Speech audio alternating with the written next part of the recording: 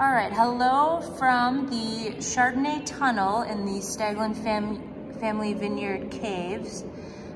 Today we are tasting through 2010 and 2018 Staglin Chardonnay for our exciting Friday, March 27th, open that bottle of Napa Valley Chardonnay. And we are here today with Shannon and Shari Staglin to go through our fantastic tasting of 2010 and 18 Chardonnay, and to also learn a little bit about our Chardonnay and why we make Chardonnay, first of all, and how we make Chardonnay. So, ladies.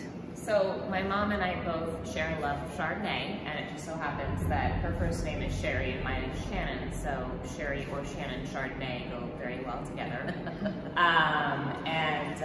We are in an area in Napa Valley and Rutherford known for Cabernet production, but we have Chardonnay here, planted on 8.5 acres of this estate, for two very important reasons. Do you want to tell the two reasons? Yeah, the two reasons are, number one, we do have a different kind of soil at the base of the vineyard, the easternmost end, and that is a clay soil that is created by the tufa, or the ash, of the volcanic activity. The rest of the vineyard is created by the magma of the volcanic activity and is ideal for Cabernet, but the Chardonnay area is a clay, heavy clay soil. It holds water rather than having the plants struggle. They just love to sit there with their feet wet. And so, unfortunately, Cabernet hates that, and that is one of the main technical reasons we have Chardonnay in our fabulous Cabernet vineyard. And the second reason is, and this is actually the most important, I love Chardonnay. That is the best reason. I asked Andre Chelachev, who was working with us at that time, what did he think we should replant there in that area that we had to pull out because of phylloxera? And he said, well, Merlot would go very well. And I said, no, not Merlot. And he said, well then, what about Sauvignon Blanc? I said, no, I don't think so. He said, well, Chardonnay would go. I said, that's it. So, and I'm still married to my husband 52 years later because he said yes, dear. Perfect. So, you two ladies are standing next to, you both are very small, but that barrel seems quite large. So maybe talk a little bit about how we produce and ferment our Chardonnay and what these barrels are. Absolutely. So when we first started making Chardonnay, we produced them in a standard size barrel, which you can see right over here. So about 225 liters. And we transitioned starting in 2013 as a trial to some of these larger format barrels that you see around us. We really liked what we saw, and so by 2014 we had 20% large format, 2015 about 50% large format, now 16, 17, and 18, and 19. You're looking at roughly 100% large format barrels. Each one of these barrels is its own individual fermentation. So we don't inoculate the Chardonnay, it's the native yeast that exists in the vineyard that is doing the fermentation. We keep this area of the caves cooler than the rest of the winery because we want to inhibit malolactic fermentation, and so we can slow that fermentation process down by keeping it a cooler environment. We keep the wine in barrel for about 10 months. And we keep it service most of the time. We do very minimal batonnage. So the resulting wine that you get from this estate is one that has a lot of richness, but also a lot of brightness and acidity. And we find that the wine actually ages really beautifully, so we wanted to share an older vintage with you all. So we brought the 2010 Staglin Chardonnay as well as the current release, which is 2018 Chardonnay. And it's kind of fun to taste these, one, because one's 8 years older than the other, right? But also because it kind of shows the transition from the way in which we used to make the wine to the way in which we make the wine today.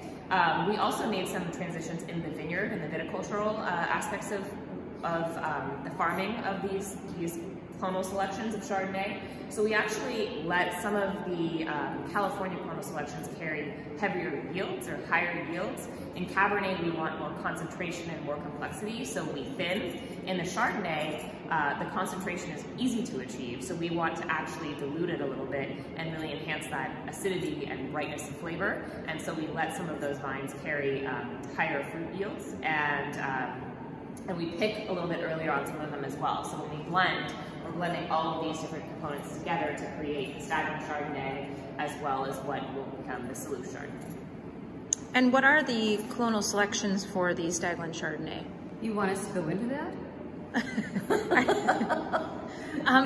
There are 5 clonal selections and 7 rootstocks. So to tell you all the combinations, I'm afraid people will. No, that's all right. We might yes. But there's California or American clonal selections, and then there's French clonal selections. And so each of those, when you think of like tomatoes, how many kinds of tomatoes are there in the world? Similar with Chardonnay grapes, there are hundreds of different types or clones of Chardonnay grapes. Each is going to have a different flavor profile because of its background or genetic makeup. But then they start to take on a sense of place as well, the longer that they're on the property. So our Chardonnay vines were planted in 1993. The current ones were replanted in 1993. Correct. So there's some decent age on these Chardonnay vines as well. We didn't make Chardonnay until 1988. Our first Cabernet was 86, but our first Chardonnay was 88 because we were selling most of our grapes to other wineries. And so we made our first effort in 1988, and we really liked it. And from that point, we started making it without the secondary fermentation, because what our vineyard produces is a beautiful fruit that doesn't really need that, and it's still refreshing and elegant and has a lot of finesse. And is a very great complement to food. Instead of competing with it, it complements food. And that's one of the reasons we make wine, to be enjoyed with food. Excellent. And do you want me to go in a little bit further about the large format barrels? Sure. And how they shift the flavor profiles of the wine. So you have less wine to oak contact volumetrically, so you have a lower impact of the oak on the wine itself. Then you also have less oxygen contact, because a standard size barrel, I said, is roughly just over 225 liters. This is 600 liters. We also have some 500 liters, and then biggest ones over there are over 800 liters. And so, but the opening in this barrel is the same size as the opening in this barrel. And so you can see that less oxygen contact. Our Chardonnay program uses about 50% new, 50% one vintage used French oak. We find that our Chardonnay, specifically from this estate, needs some oak on it to provide a great framework and structure. It for sure does not overwhelm the fruit profile of the wine, but it really enhances it. And so the addition of these large format barrels has really helped us to achieve what we've been going after, which is that more finesse, more refinement, more brightness, and more, I think, purity of flavor. And that was something that you introduced in 2014. Yes, Frederick, our winemaker, Frederick Johansson, and I kind of have a very similar palate, and we, working together, kind of came up with this program. Frederick has traveled frequently to Burgundy and learned different techniques that they're using. He's also traveled to other countries in the world that are producing wine. And so we try and take what we learn elsewhere and say, how does that apply here, and how could that improve what we're doing or trying to achieve?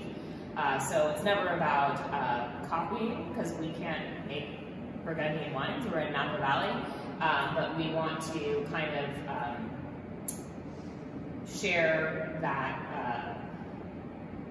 translate that passion for site and place and purity and expression of flavor from our estate here, and so that's how we've kind of translated that.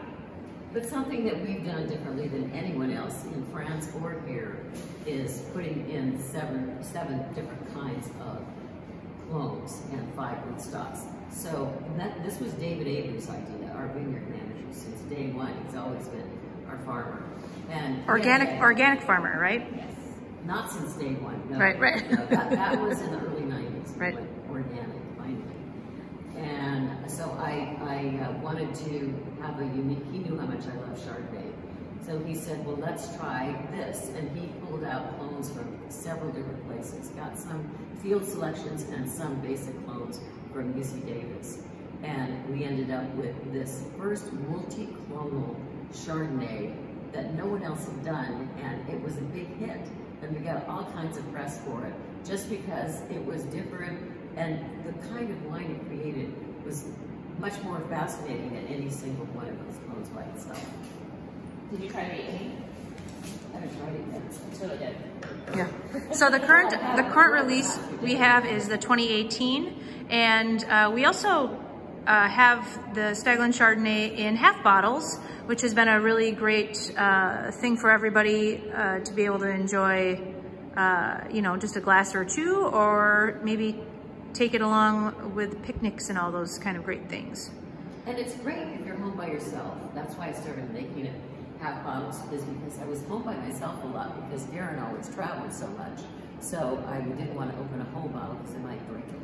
But a half bottle seemed it was just about right.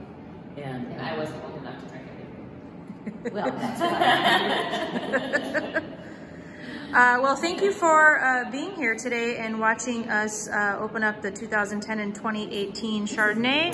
And thank you for watching us in the cellar. And we're really excited. Hopefully tonight you can open up your own bottle of Napa Valley Chardonnay. And we will see you next week when we open up something else in the vineyard, or excuse me, out of our cellar.